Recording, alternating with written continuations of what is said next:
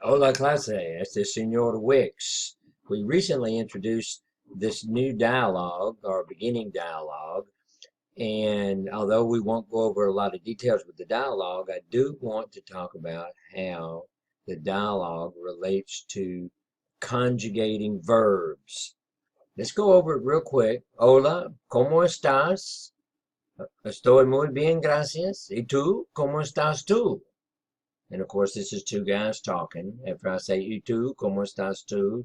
The other fellow would say, Estoy muy bien, gracias. Then we'd talk about, what's your name? ¿Cómo te llamas? Me llamo Señor Wicks. Mucho gusto. Okay, that being said, what I want to talk about is conjugating verbs. We're first going to talk about first, second, and third person. You might be familiar with this from literature, but you have to know about first, second, and third person so that you can talk about conjugating a verb. In Spanish, verbs change with every person. Let's talk about what first, second, and third person is. Anytime that you are speaking and you're using I, you're speaking in the first person. For example, I walk, I see, I do, I run. That's all in the first person singular. If we say we walk, we see, we do, that's first person plural. Whenever you say you, you're talking in the second person. You walk, you see, you do, you run. Now, the interesting thing in English, we can use you also for a plural. I can say you as in you guys. In the South, we usually say y'all. Y'all are. That's a you plural. That's second person plural. Third person plural, I'm sorry, third person singular is when we say use he, she, or it. He walks, he sees, he does, or she walks, she sees, or it walks. Now, if we use third person plural, we have no way to say he plural or she plural to make a distinction between male and female. We simply have to say they walk.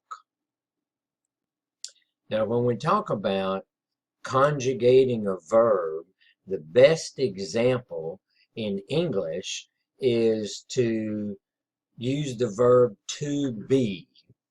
To be is about the only verb that I can think of in English that changes in every position just like Spanish does. This is what I mean by that. If you look at the verb to be, if I'm going to say I can't say I be. I have to change to be to I am.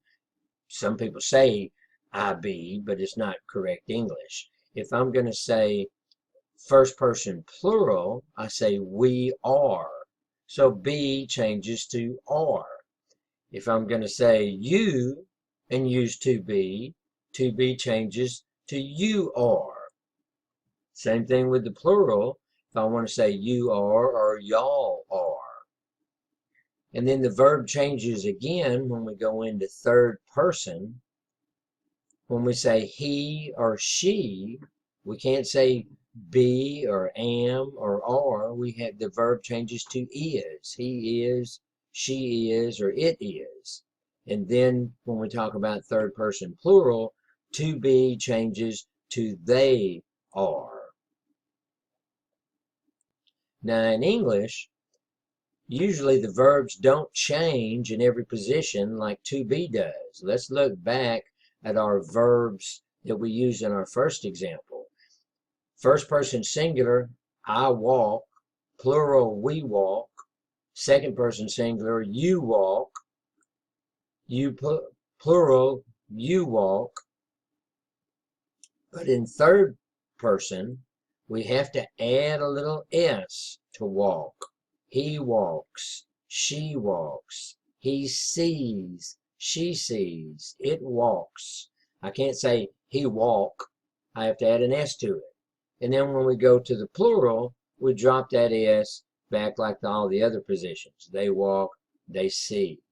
So most verb conjugation in English is pretty simple. Just add an s on the third person singular. The exception of that, of course, is to be.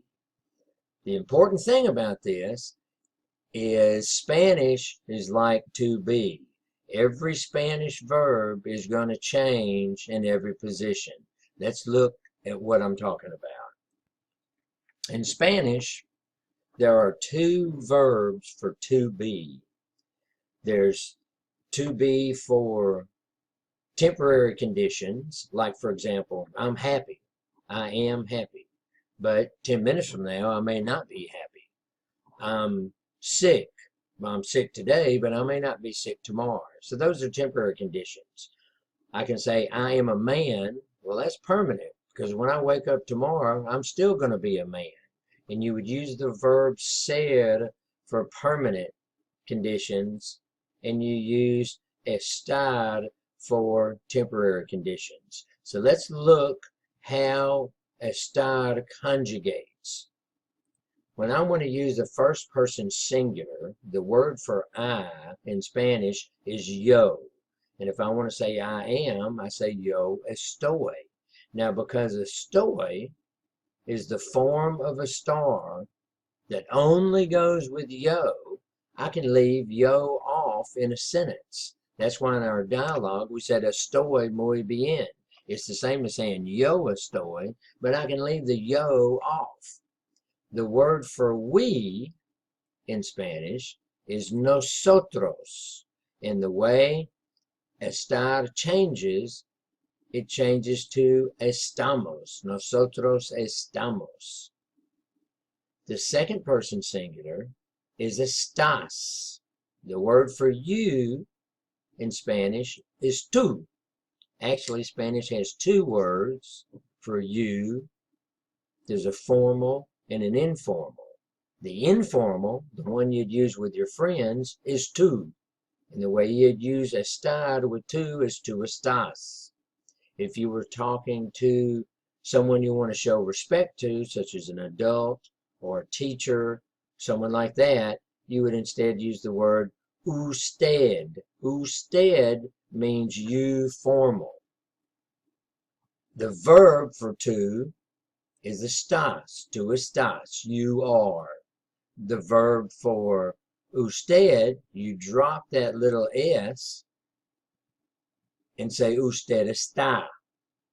Now in Spain, they also have a you formal, which is vosotros, but that's used only in Spain, so I'm not going to teach it. We'll talk about it more later. So the only you forms would be tú or usted. Now the third person singular is él or ella. Él means he, ella means she, and it is está, just like usted is está. If we're going to make a plural third person, it is ustedes. Ustedes kind of means like y'all. Ustedes están. We change that ending to be an N. Ellos is plural for he, meaning they, all males. Ellas is the plural for female, meaning they, all females. Ellos or ellos están. So I don't want to spend too much time right now talking about all of this information here. I just want you to be able to look at the dialogue and know how these words come into play.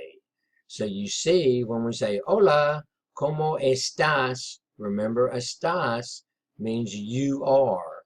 How, como, with a little asterisk, means how. So how you are is how are you? ¿Cómo estás?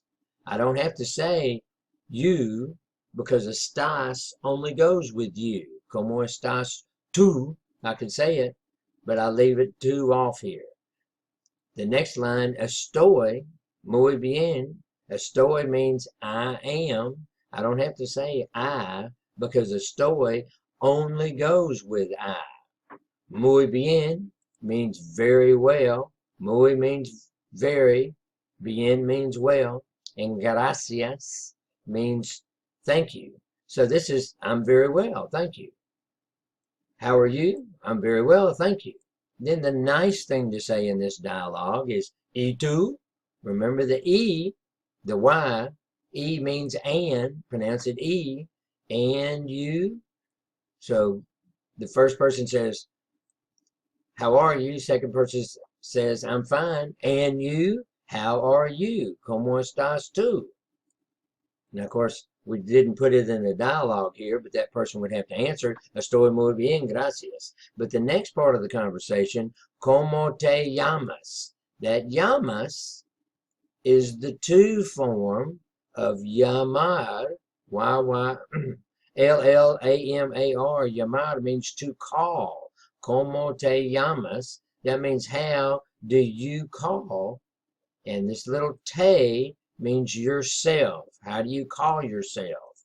Well, what that really means in English is, what is your name? That's how we say, that's how we use como instead of que. Que is what, como is how. ¿Cómo te llamas? How do you call yourself? The next line is me llamo, and then your name. Me llamo means I call. If I put me with it, it's I call myself. So if I wanted to say me llamo Roberto, I would say me llamo Roberto, is I call myself Roberto. And then, of course, we close that dialogue with mucho gusto. Well, anyway, this lesson was just to give you a little heads up about first, second, and third person, to let you know there's two verbs that mean to be. There's two ways to say you in Spanish, tú and usted. And when you're using this dialogue, I don't want you to be like a parrot and simply repeat what is said to you. I want you to understand the sentence and be able to reply to it. Okay, that's all for now. I'm glad you watched. We'll talk about this in class. Adios, buenas noches.